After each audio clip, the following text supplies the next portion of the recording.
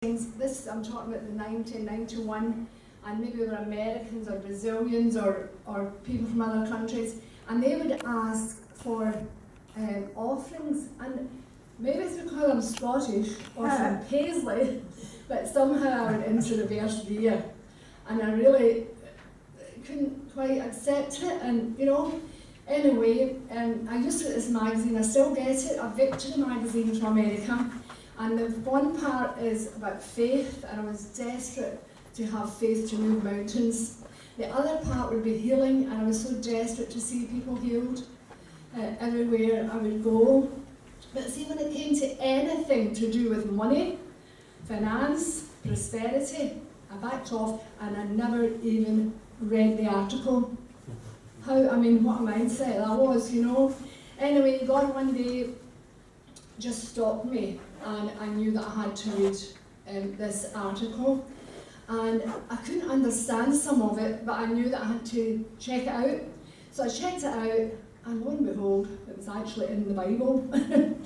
So anyway, a week later, word came that this same gentleman that had written the article was in Barhead, the next town to where I lived. I was born and brought up in Paisley at that time, and I went to this 2-day seminar, and I remember this gentleman said, out of, say, maybe 120 people, he said, only 5% of you will actually get the revelation for this and run with it. And I sat there and I said, I'm going to be one of these, that 5%. So I bought 2 books, and I studied and I searched and I studied and I searched for a long time until I got my own revelation on, God giving. We know that God gives, He always likes to bless us, but somehow there was something more to do with offerings that I had never understood before. So what I discovered was that wealth is a kingdom promise, and also that God doesn't want us just to have enough to get by. That was my mentality. As long as we've got enough to get by, we'll be fine. But I discovered that He wanted me to have more than enough. So I began to take interest in this, because we had always tithed, for a number of years, but never actually took note of what we gave, So God impressed upon my heart to keep a note to list everything that I was giving away. And, right, that's better. Obviously so that we can bless others and give into good ground ministries. You may say, well, what is a good ground ministry? A good ground ministry is one, I would say, that has worship, anointed worship, that the presence of the Lord comes there. Also anointed preachers and teachers, and we grow, other souls come into the kingdom. So then we have anointed ministry time. Can I just set that off, because I'm happier oh no, I can't take it off, that's ready for the worship. It's okay, it's okay, that's fine. No, it's okay. And then we have ministry time, and many people have received healing, they've received miracles, they've received impartation, they've received breakthrough. And I would say that all of these qualities lie here in this filling station. This is a good ground ministry. So every month in those days, way back in the early 90s, I would take note of everything, and then I would see what God had actually done as a result of my giving. In 1995, I became Y1 rep for Scotland, and at the same time, I gave up my paid job, and at the same time, my husband took ill. He was self-employed, so we ended up having £72 a week between us. So $7.20 was for the tithe, and then we gave offerings, but they were so small. But we were faithful, and we gave little offerings, and God began to give us back 10%, 30%. And then eventually, once that time of quite traumatic time was over, we began to see 60-fold and 100-fold. And then our changes in our finance was quite dramatic. And then I became debt-free. We never had plastic cards, but I had a Debenhams account in those days. And the interest rate was so high. And every time you tried to pay it, or when we never got paying it while Jim was off sick, all the interest, it was terrible, and it really bothered me. God showed me what to do. He showed me how to get rid of the debt. He says that he will he tells us to give, and it will be given to you. A good measure, pressed down, shaken together, and running over will come into your lap. And God's promises were actually happening. We were having more than we could ever ask for or think.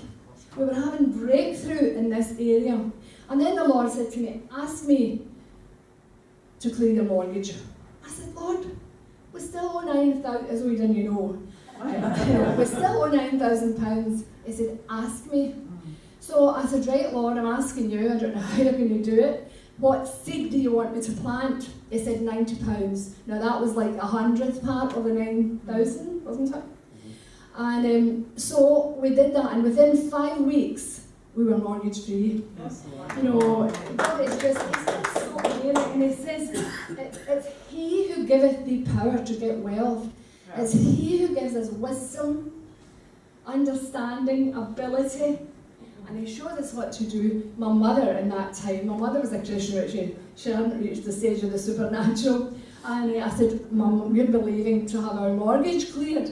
She said, Betty, don't you tell anyone that, they'll think you're off your head. So, off the head or not, we became free. When I was YWAM, again, as YWAMers know, God supplied me to travel Scotland and to travel the world, and in 2000 I travelled with Mariette Lowe for that year. But during that, the role of rep, God would prompt me to write letters to do with finance, right? So the first thing was Sailing House in Paisley, and we needed it revamped to its former glory, and money would come in. And then the King's Kids needed a specially adapted truck for the parks, and this stage would come swirling out and a sound system. And then I had written a letter to this lady, a very wealthy lady in Scotland, and in this letter I had 2.5 lines about the Mercy ships that were then attached to YWAM. And their hospital ships, the Anastasius was the largest non-governmental hospital ship in the world.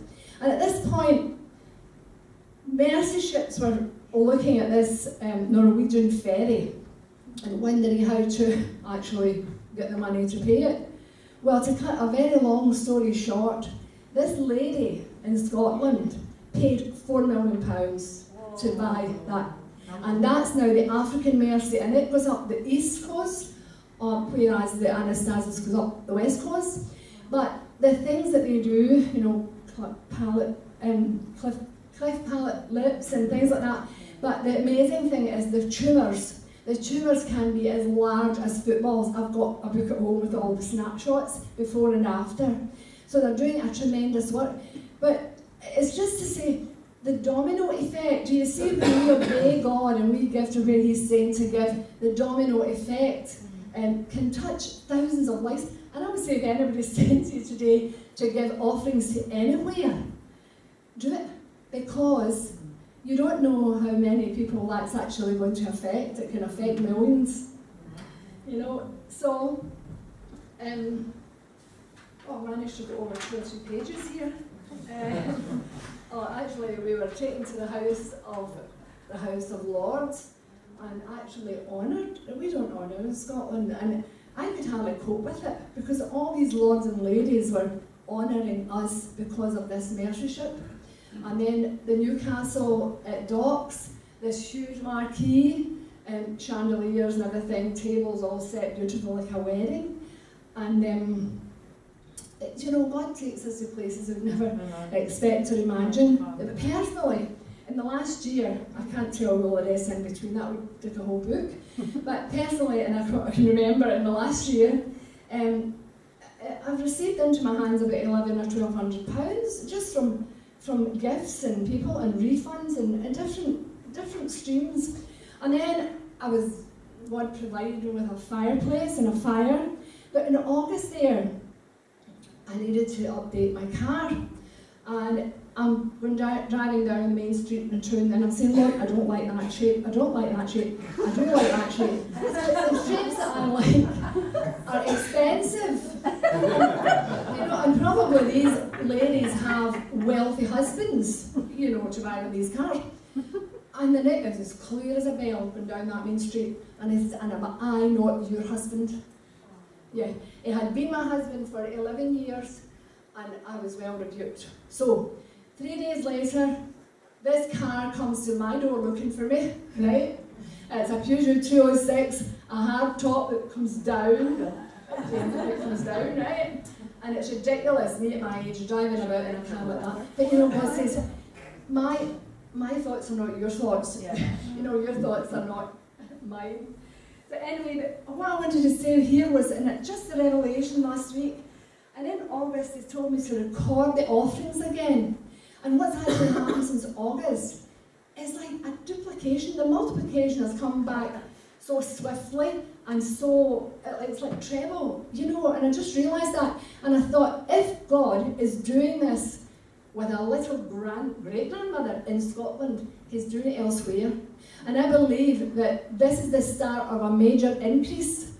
And I believe too that people that God has laid in their heart, either for businesses or for kingdom, which will flourish the kingdom financially, or kingdom ministries, that this is the time. God is actually, if we hear God and listen to him about these offerings, wherever, whenever, we are going to have the finance to establish what he wants us to do. Okay, one more thing, Lance, I know. One more thing. It's just about Elijah and the widow. I know. And I'm just coming out. And the widow of Zarephath, but this widow was asked, God told Elijah to go to the widow, and she would give him a place to stay. He asked for a drink of water, and then he asked for a cake of bread. And she said, I have no bread, I have nothing. I only have a handful of flour and a little oil. And he said, go and do what you said, but first give me a cake. First she was to give to the man of God, to the prophet, to the man of God, to the good ground ministry, right? And he said, do not be afraid. You mentioned that tonight. Do not be afraid, because your flour and your oil will not run out until the rain comes. And that was 3 years. So for 3 years you had supernatural provision every day for ourselves, our son, and Elijah, the prophet. So we can never outgive God. We can never outgive him. He just wants to bless us the whole time. And I all of a sudden in the last couple of days, I've just felt that somehow this is now, although I was talking about this in the 90s, but now it's like an end time message. There's something happening in the heavenlies. Amen. And God is rewarding those who have been diligent. And I just pray breakthrough in the lives of people this night. I pray blessing in the lives of people this night. Oh Lord, we just thank you. We praise you. And Lord, if it's financial, if it's healing, if it's provision, Father, we ask that you will bring breakthrough this night in the name of Jesus. Amen.